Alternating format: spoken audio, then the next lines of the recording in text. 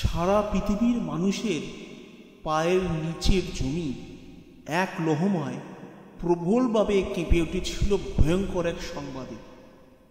খবরটি দ্রুত ছড়িয়ে পড়েছিল চারপাশে।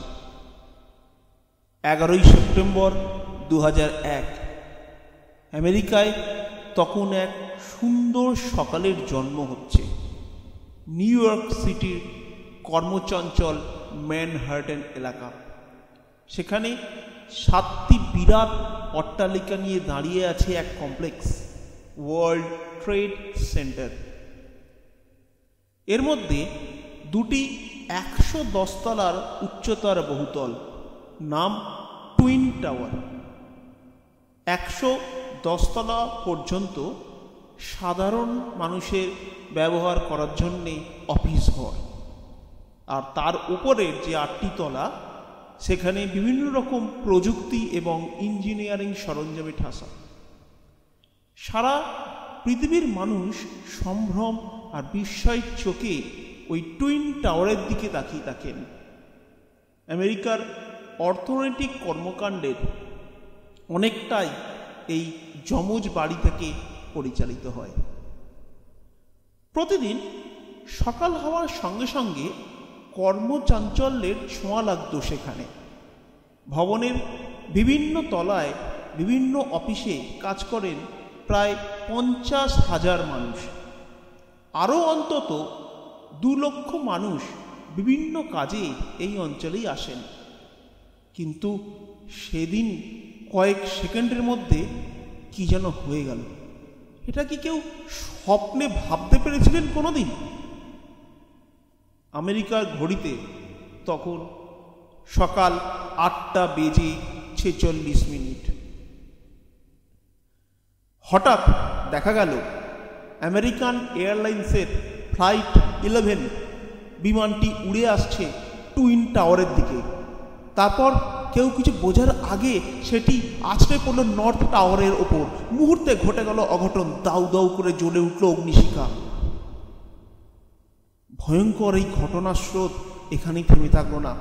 প্রথম ঘটনার ঠিক 17 মিনিট পরে একইভাবে ইউনাইটেড এয়ারলাইন্সের ফ্লাইট 175 এর অন্য একটি বিমান এসে বিস্ফোরণ ঘটালো সাউথ টাওয়ারের ওপর তলায়।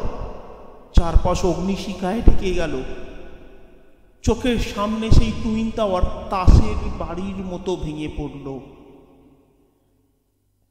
পুরো অঞ্চল জুড়ে তখন দেখা গেছে দারুণ ভয়ের শিহরণ।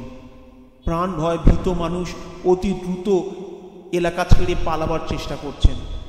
অনেকে আবার বিস্ময়ে হতবাক হয়ে চুপচাপ তাকিয়ে আছেন।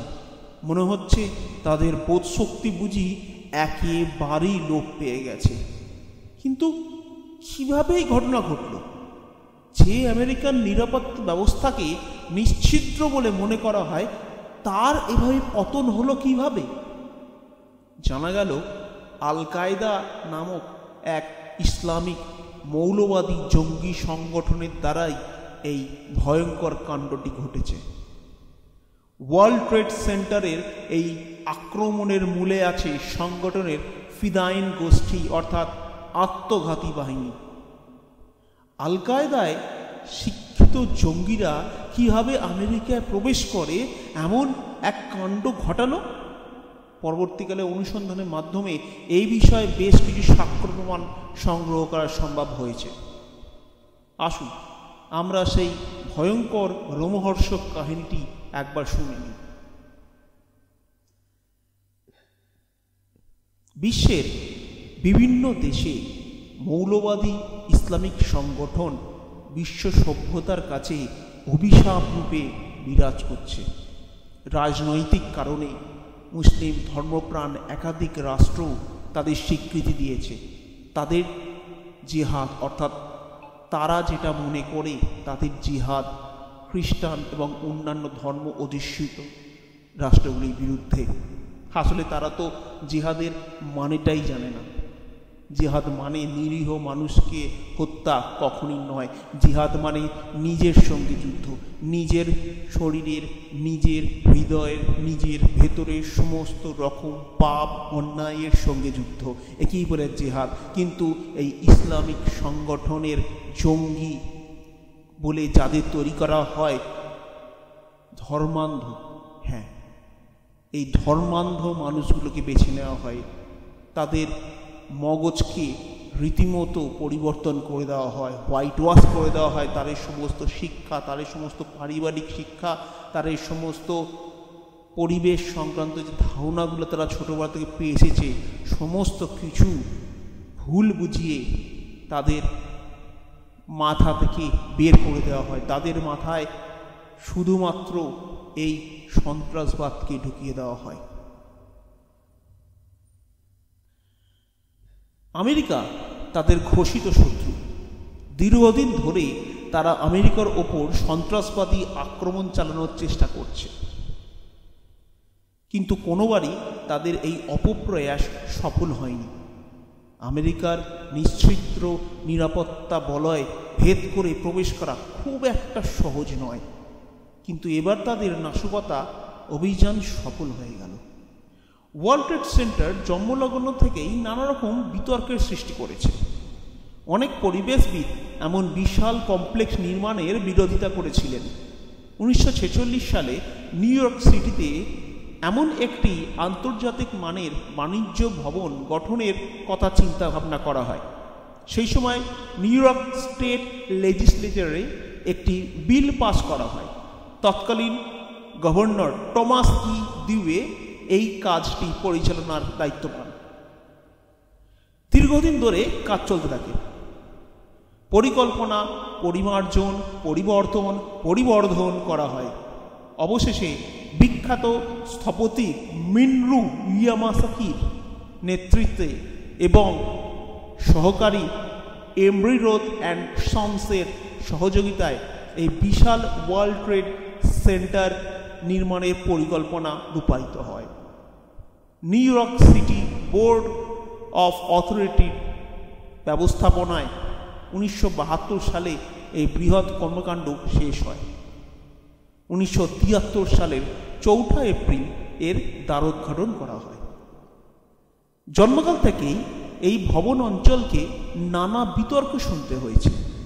ওখানে বসবাসকারী ছোট ছোট ব্যবসায়ী, শিল্প সংস্থার কর্মচারীগণ প্রথম থেকেই বাধা দিয়েছিলেন। ওখানে ছিল ছোট বড় মিলিয়ে প্রায় 100টি বাড়ি, সেগুলি ভেঙে ফেলতে হয়েছিল। তাই এক কথায় বলা যেতে পারে হাজার হাজার মানুষের দীর্ঘশ্বাসকে উপেক্ষা করেই এই ট্রেড সেন্টারটি গড়ে ওঠে। 1974 সালের 13 এপ্রিল নর্থ টাওয়ারের 11 তলায় আগুন লেগে যায়। সেই আগুন ছড়িয়ে পড়ে 4 তলা পর্যন্ত। 1993 সালের 26 ফেব্রুয়ারি নর্থ টাওয়ারের আন্ডারগ্রাউন্ড ফ্লোরে এক উগ্র ইসলামিক জঙ্গি 1500 পাউন্ড ওজনের বিস্ফোরক রেখে বিস্ফোরণ ঘটিয়েছিল। এর ফলে 5 জনের মৃত্যু হয়, প্রায় 50,000 কর্মী এবং আগন্তুক ক্ষতিগ্রস্ত হন। তারপরেই ঘটে গেছিল ওই ভয়ঙ্কর ঘটনা, যেটা আমরা 9/11 নামে জানি। সুখের বিষয় এটাই যে উগ্রপন্থা কোনোদিন শেষ কথা বলে না। উগ্রপন্থাকে কেউ সমর্থন করে না ধর্মান্ধ বাদ দিয়ে। হ্যাঁ, ধর্মান্ধ, মৌলবাদী, সন্ত্রাসবাদী যারা, তাদের বাদ দিয়ে যে কোনো ধর্মের মানুষ মৌলবাদকে সমর্থন করে না। তাই আজ আবার হয়তো মাথা তুলে দাঁড়াতে চলেছে ওই ক্ষতিগ্রস্ত টুইন টাওয়ার। ভবিষ্যতে সে হয়তো আবার মানুষের স্বপ্ন এবং সম্ভাবনার কথাই ঘোষণা করবে পৃথিবীর এক নতুন আলোর দিনে।